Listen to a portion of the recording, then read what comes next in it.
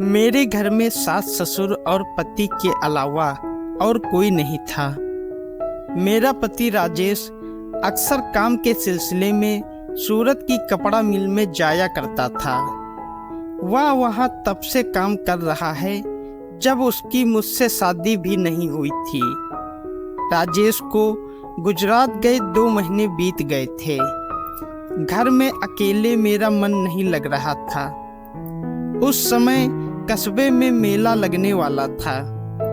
मैं राजेश को फोन पर बोली, तुम घर पर नहीं हो, इस बार का मेला मैं किसके साथ देखने जाऊंगी? माँ पिताजी तो जा नहीं सकते। राजेश ने मुझको गांव की औरतों के साथ मेला देखने को कहा। यह सुनकर मेरा चेहरा खुशी से खिल उठा। एक रात गांव की कुछ औरतें समूह बनाकर मेला देखने जा रही थी। मैं भी उनके साथ हो ली। घर पर रखवाली के लिए सास ससुर तो थे ही।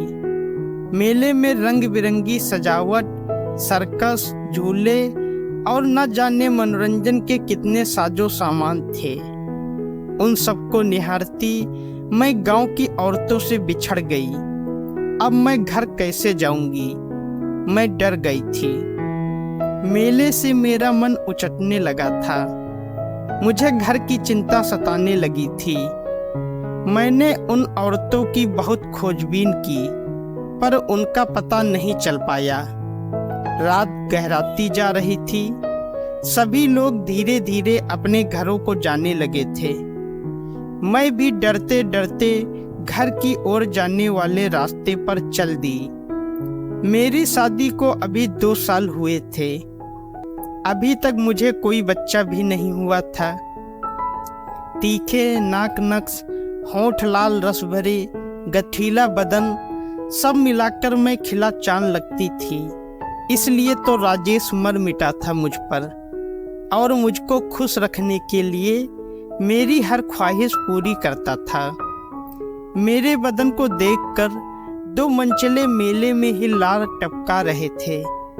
अकेले ही घर की ओर जाते देख वे भी अंधेरे का फायदा उठाना चाहते थे।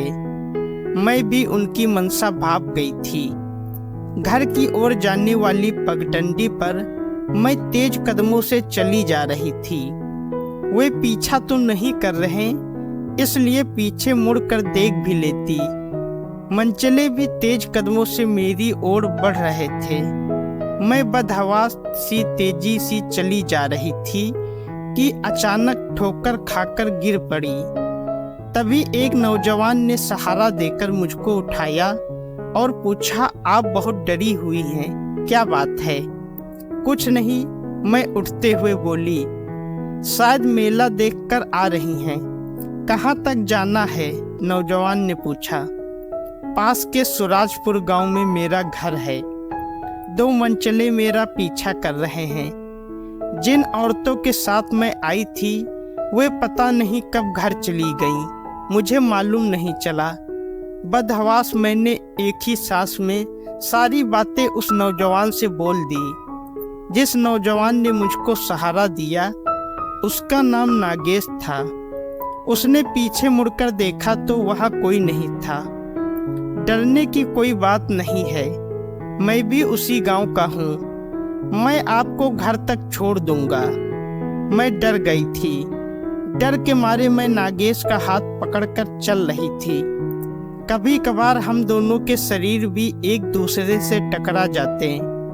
कुछ देर बाद नागेश ने मुझको मेरे घर पहुंचा दिया।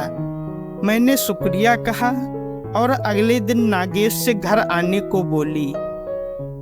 नागेश उसी दिन से मेरे घर आने लगा।